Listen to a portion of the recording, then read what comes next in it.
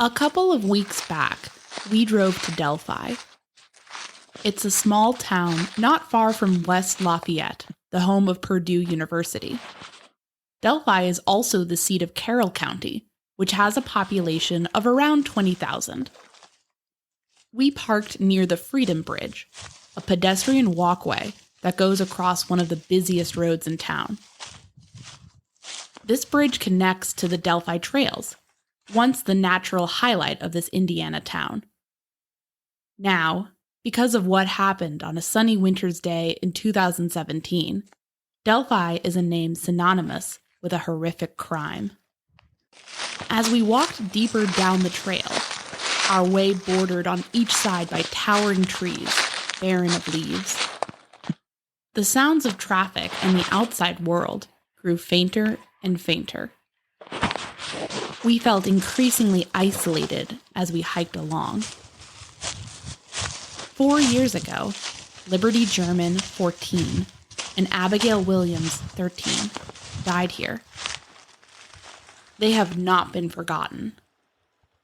Not by the people all over the world who've heard their story, and certainly not by the people of Delphi. There is a small, impromptu memorial to them on the trail, a place where hikers have left flowers and crosses and a miniature angel, and other mementos, many inscribed with the names of the girls. Having recently moved back to Indiana, we've noticed that this is also a case that people continue to talk about, even after 4 years without answers. Listeners have also requested that we take a look. So even though it falls outside our usual focus on restaurant homicides, Kevin and I decided to do an intermittent series of episodes on Delphi. We'll conduct ongoing research on the case and release an episode offering a look at a particular person of interest or theory on a monthly basis. The trail that Libby and Abby took over 4 years ago is now closed off with a chain link fence. So we took a different path into the forest. We kept walking even when we got to the end of the marked trail. Emerging from the woods, we found ourselves at the bottom of a steep hill on the banks of Deer Creek. The water was shallow and green in the sunlight. A tall bridge loomed against the blue sky. We'd found Delphi's Monon High Bridge, a relic of the old Monon Railroad that used to cross the state, connecting Chicago to Indianapolis. The aged, abandoned railroad bridge was always a bit of a local landmark, the sort of place you would visit with your friends and pose in front of for pictures. We felt uncomfortable to be there, as if we were outsiders, intruding on sacred ground. As we looked around, we thought about Liberty and Abigail, or Libby and Abby, as they often went by, and how scared they must have been as they lived their last moments in this quiet, eerily beautiful place.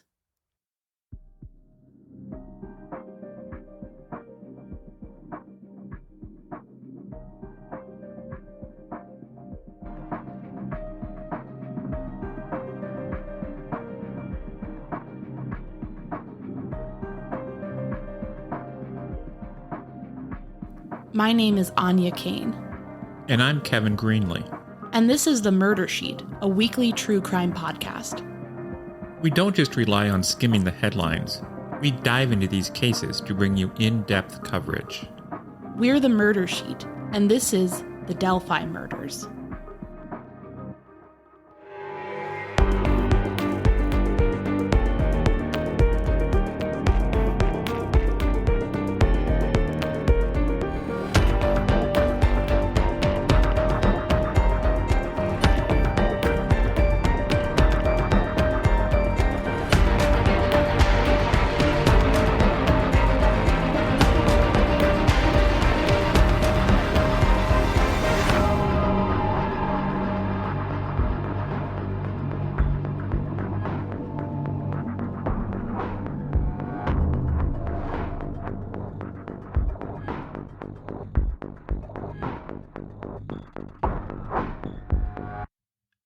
It was supposed to be a holiday for Libby and Abby.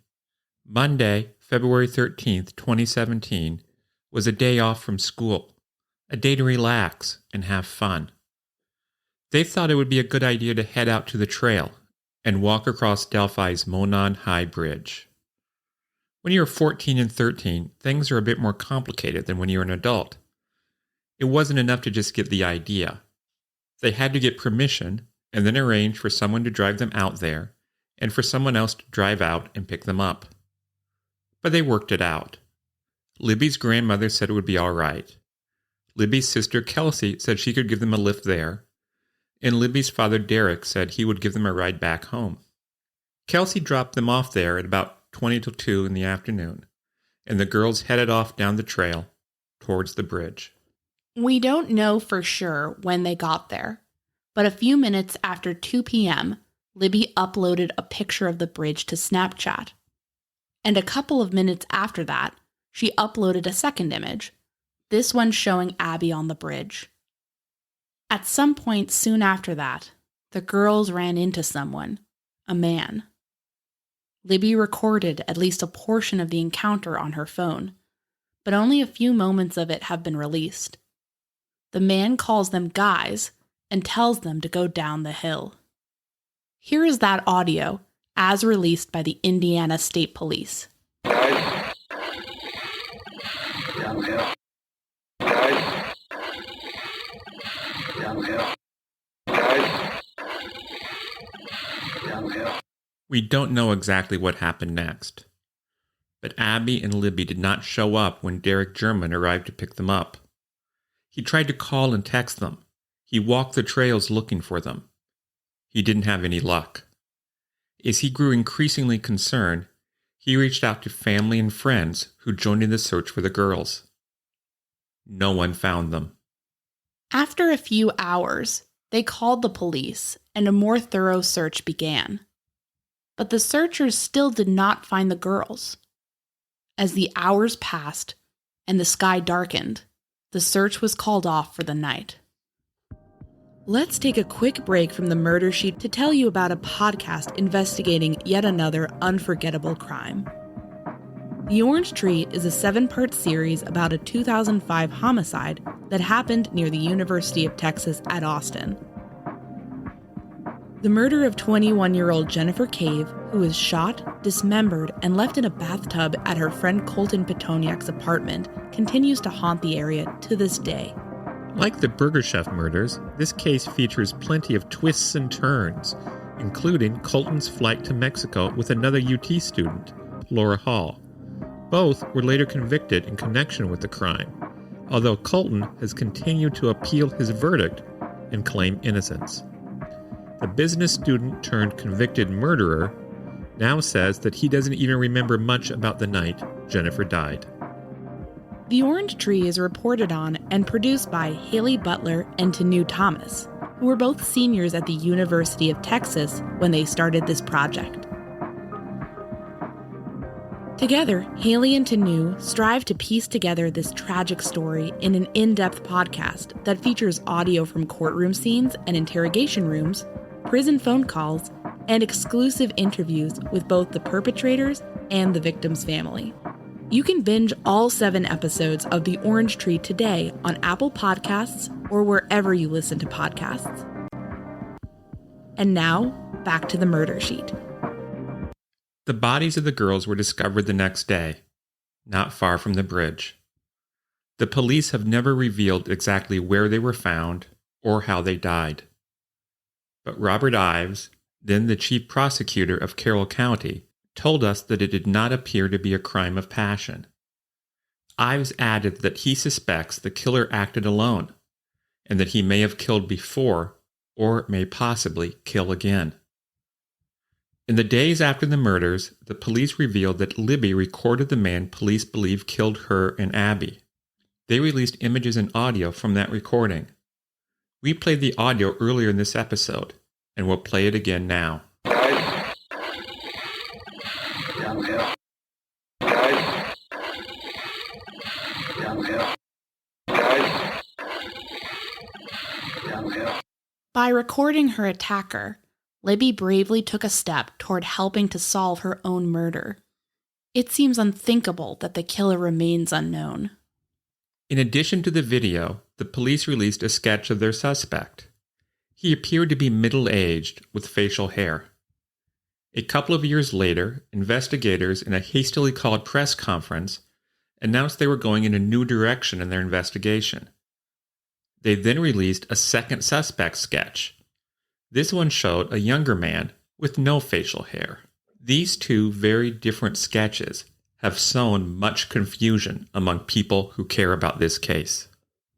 That confusion, along with the lack of public information about the circumstances of the girls' deaths, seem to have fed the fires of social media speculation.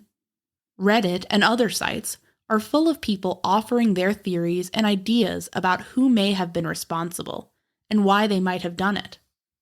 Some of the chatter seems obviously implausible and quite easy to dismiss, but portions of what is out there seems like it could potentially help unlock the mystery of what happened to Libby and Abby.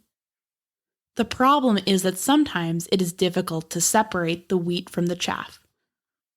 There are whispers about an area Snapchat user with a suspicious interest in 14-year-old girls, who is now serving time for a violent murder. Speculation about various conspiracies and cover-ups. Hints of possible connections to crimes in other areas. Rumors about a child molester arrested in a nearby county. Dark tales about a local rapist who killed himself after a confrontation with police. And that is just the beginning. We want to try our best to sort it all out, to try to determine what is worth paying attention to, and what can be easily dismissed. We owe as much to the girls, and to all those who care about them. Join us in about a month for our deep dive into one of the most compelling persons of interest in this case.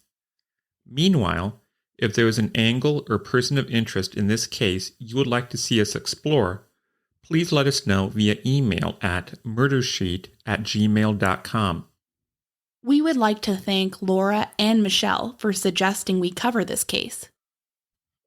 What happened to Libby and Abby in a small town in Indiana has since been covered extensively by media outlets all over the world.